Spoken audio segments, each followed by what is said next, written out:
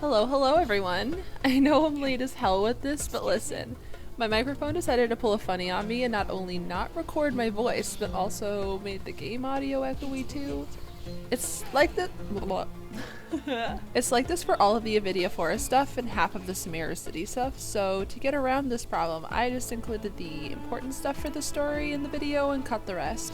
It's incredibly jarring to listen to, so I'ma just meme around instead. With that all out of the way, enjoy the video.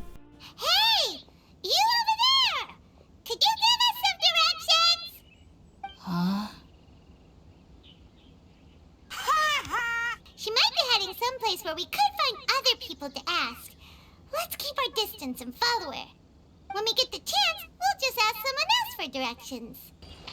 Come on, let's follow her. Just keep quiet. Yeah, Paimon, I hear you, but I want this chest first. She just walked near that small waterfall and then suddenly vanished. Oh. What a lovely smell.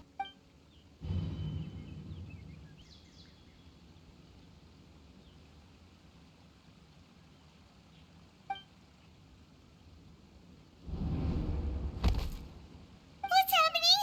Traveler? This is no time for a nap. Oh, come on, wake up. Excuse me? What the fuck? What am I looking at right now?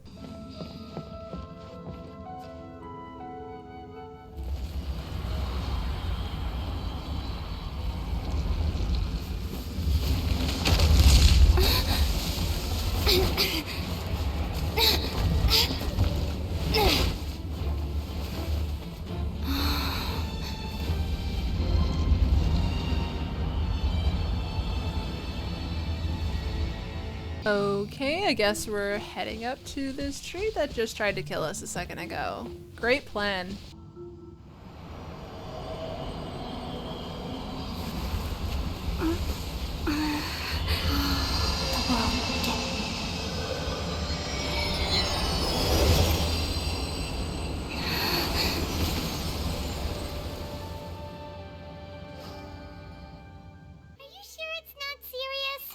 The Traveler's been out for a long time now.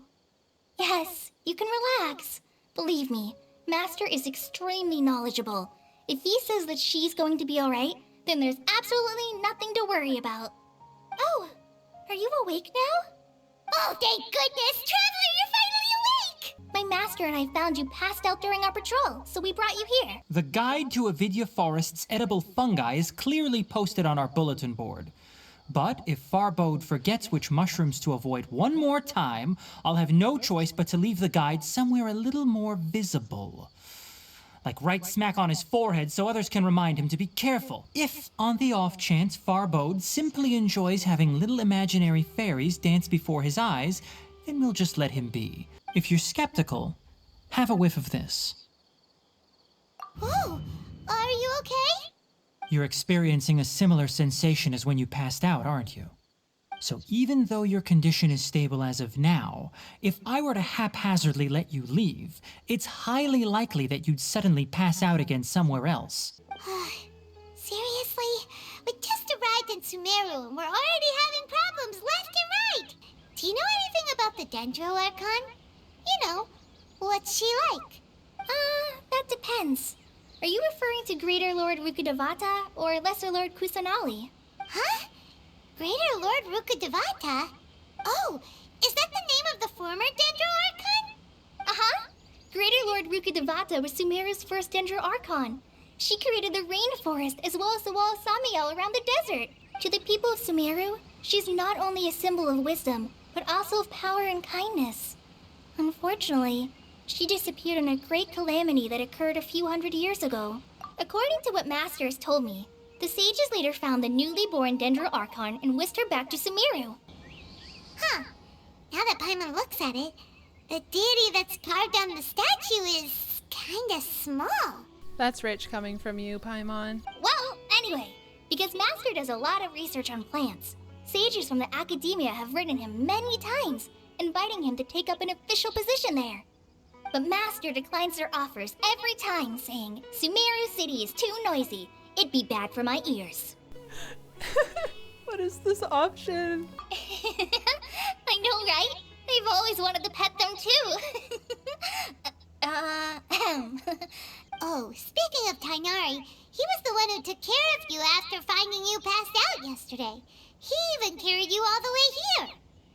Paimon's still kinda upset, though. He kept scolding Paimon the entire way here.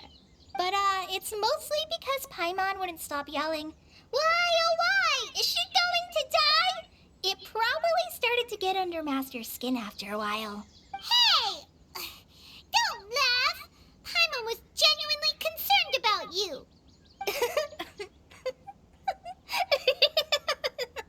Hey! Now even Collei started to laugh. Ugh, that's it! Paimon won't forget this! It's time for some primordial wrath! No! Don't touch me! Oh, sorry, Collei. Paimon didn't mean to scare you. No, I just... I didn't mean that. Collei, are you okay? What's the matter? No, I'm fine. I'm sorry. I must have startled you both reacting like that. Oh, well, it's getting late now. Let's hurry back to Gandharville. I think Master and the others should be back by now, too. I came to check on Collei's condition. To put it simply, she's not well. You mean she's sick? How could she be... Oh, wait a minute.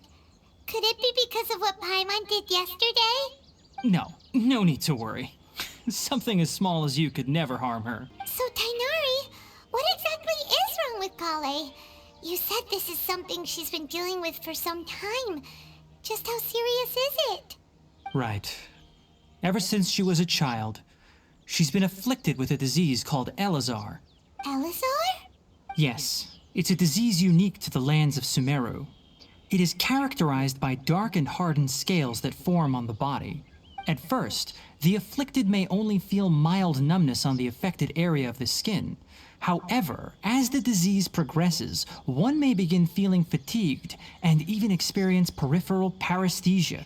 In its final stages, the disease strips a person of the ability to control their own body, and they effectively become completely immobile. With appropriate treatment, the disease can be effectively controlled before it progresses to a more serious stage. However, there is unfortunately still no true cure for Eleazar. Nevertheless, Collei's mother still hoped that there was something out there. She handed Collei over to an organization known as the Fatui after one of their members lied and said they had a cure. It's always the fucking Fatui. What? The Fatui? Ah, it appears you're already familiar with them. That'll save me some explanation. Anyway, the person who eventually rescued Collei and brought her to me for care said that she had been given to a harbinger known as the Doctor. I have no idea how this doctor managed to do it, but her case of Eleazar was completely stable for all the years that Collei was with them. However, Collei's days with the Fatui were anything but pleasant. Collei is a resilient individual and always tries to appear cheerful, but her experience with the Fatui has left deep scars. Even now, she can still feel deathly afraid of someone touching her. Collei wanted me to tell you that she's sorry for scaring you yesterday. She also wanted both of you to know that she's sorry for hiding her illness. She doesn't need to apologize. None of this is her fault at all. You should note that many of the plants found in Sumeru have names that are contrary to their species. Take the Kalpalata, for example. The plant is not a lotus at all, but rather a vine. And then there's the Sumeru rose, which is not a rose, completely contrary to its name. Oh, huh. Okay then. Note to Paimon. Never bring up the topic of flowers with Tighnari.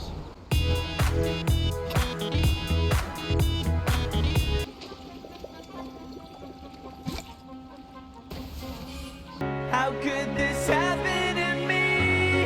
I made my mistakes, got nowhere to run. The night goes on.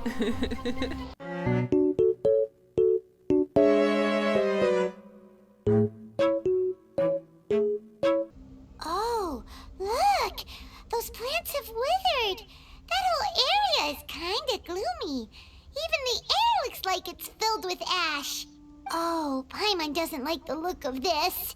That is the withering.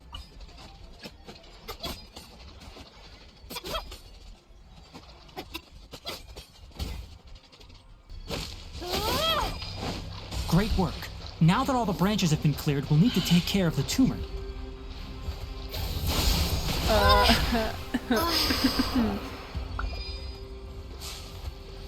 This is order.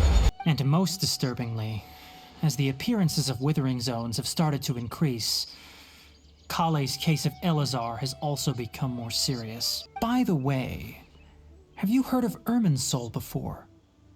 Irminsul is a tree located deep beneath the surface. Although it isn't like any tree we know in a biological sense, you can basically think of it as a large tree that grows downwards rather than upwards. Ley lines continually absorb the memories of this world, which are then funneled into Irminsul, allowing it to collect knowledge and wisdom from ancient times to present day. The Dendro Archon is known as the God of Wisdom because her consciousness is directly connected to it. It is also said that the Dendro Archon's power is a manifestation of Irminsul. And as for the Withering, its emergence is related to a disease that's affecting it. That's right. My ancestors learned of this from Greater Lord Rukkhadevata's familiars a long time ago. But even those mysterious creatures did not know of a cure for Irminsul. So did something happen? Let me see what's written in the letter first. Oh... After we brought you from Hypatia's cave to Gandharvaville, Hypatia resumed her meditation. She must have just finished. It's been nearly 3 days since she's had anything to eat, and it appears she's forgotten to prepare some rations. That sounds like a her problem. And if I may ask, when I was telling you two about Irminsul's ley lines, was what I described similar at all to what you saw while you were unconscious? That's correct. Those weren't hallucinations at all. Though I don't intend to apologize for deceiving you. Because what you saw is of significant importance. Not just for the nation of Sumeru, but the entire world of Teyvat. My forefathers were shown much favor by Greater Lord Rukkhadevata. We took an oath to protect this nation together with her. Now that that duty has fallen to me, it was part of my responsibilities to ascertain whether you could be entrusted with the fate of Sumeru. Now, after seeing you in action with my own eyes, you have earned my confidence, and I no longer feel the need to hide any secrets from you. When you passed out, your consciousness had connected directly with Irminsul. What you witnessed were actually real memories contained within Irminsul itself.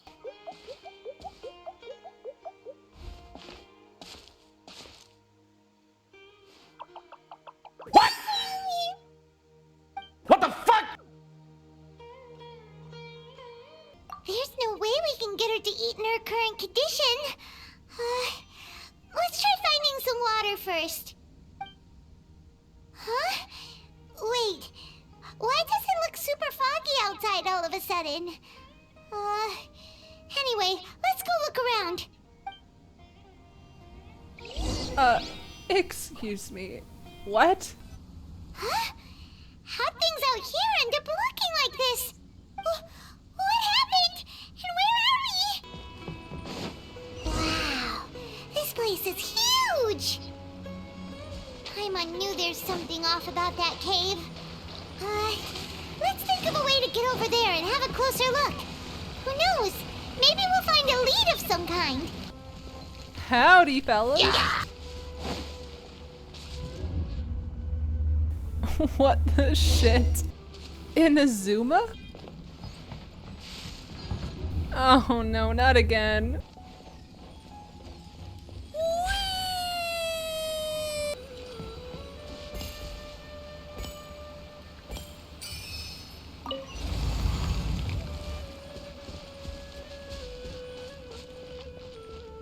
Oh no.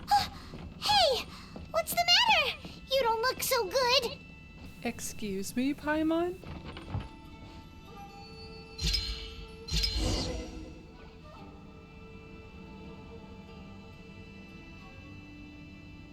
Whoa, trippy.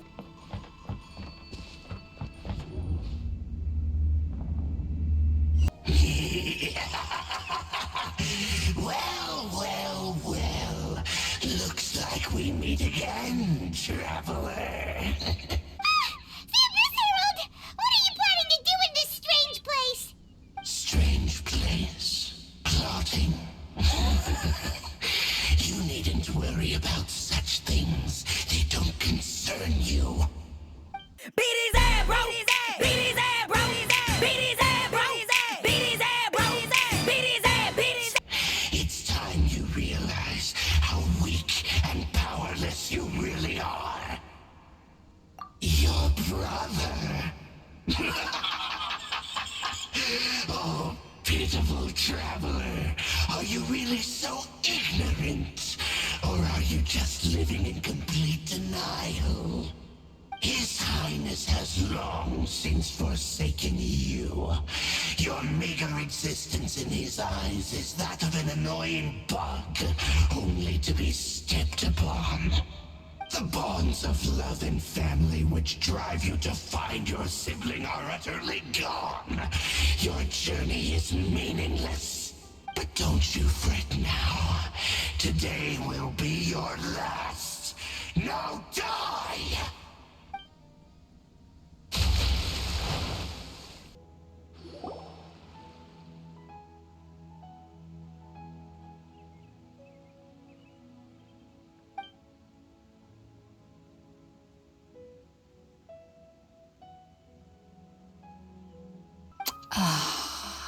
So sweet. Hey,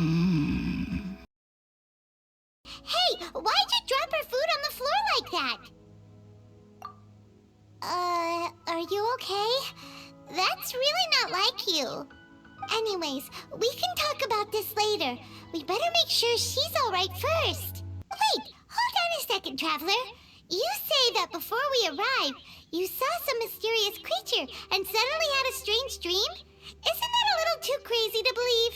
No, I actually do believe what the Traveler is saying. I myself had a similar experience once before and ended up scaring my timid little neighbor here. You needn't worry. They mean you no harm. They only dragged you into the dream because they hoped to buy themselves a little time in order to scurry away. I'm not sure what it's called, to be honest. But I do know that they have some sort of deeper connection with the Dendro Archon. I know this because the first time I saw them was also the exact day my consciousness was able to form a connection with Irminsul.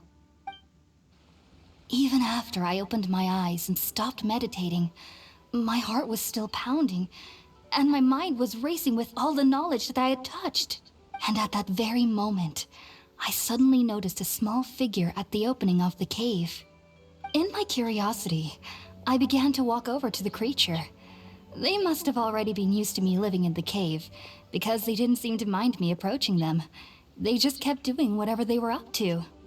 It wasn't until I crouched down next to them that they suddenly realized that I could see them. And then I had a dream. By the time I came to, they were nowhere to be seen. I was convinced they'd never show up again. But sure enough, I saw them nearby a few days later. And they weren't alone. I feel like they aren't as afraid of me as the first time I approached them. But I never would have expected them to save me. Even though everything you mentioned was in Tighnari's letter, it's still hard to believe you were able to connect with Irminsul immediately after smelling Spiritborn eel for the first time. You should know that some researchers spent their entire lives without ever successfully connecting with Irminsul as you have. So why does this incense allow people to connect to Irminsul? The ingredients used to make Spiritborn eel primarily consist of plants created by Greater Lord Rukkhadevata. These special ingredients are conducive to heightening our senses to the Dendro Archon's power. Since the root of the Dendro Archon's power lies within Irminsul, we can occasionally tap into her powers to peer into the depths of the earth. I must admit, I am quite envious of your abilities. Even if it meant suffering from pounding headaches for the rest of my life, I'd consider it worthwhile so long as I could connect with Irminsul at will. I am currently in the stage of training known as Satyavada life. Many researchers in Sumeru have lost their minds while seeking to attune with Irminsul during this stage. Sages have said that Irminsul contains divine knowledge, and touching such knowledge without the proper preparations and abilities will only lead to one's mind caving in on itself. Well, it's strange because nearly nobody in Sumeru can ever dream. Oh, is that true? Yes, well, to an extent. Only children can dream in Sumeru. Adults, however, never do. I was born into a family of scholars in Sumeru City. Ever since I was a child, my parents would always tell me that I'll know I've grown up once I stop dreaming. I studied hard, enrolled as a student in the academia, and went on to become a researcher. Sure enough, I never dreamed again. But then, on the day I scared the little Aranara, I suddenly saw a dream again. It was incredible. Though I don't exactly remember what I saw, I clearly recall the feeling. I suddenly felt like I was a child again. All I can say is that what you saw is a memory contained within Irminsul itself. World forget me. What could that possibly mean? Sage Kage, I am truly honored that you came here in person, but I'm afraid I must still decline your invitation. I am merely a forest watcher. How could the great minds of the Haravatat have any need of someone like me? Well, it turns out that your refusal letter had some implications on your master's reputation. He is a renowned sage of the Immorta, after all. So now I've come here in his stead. I see. Huh. And I figured that given his temper, he would come here and berate me personally.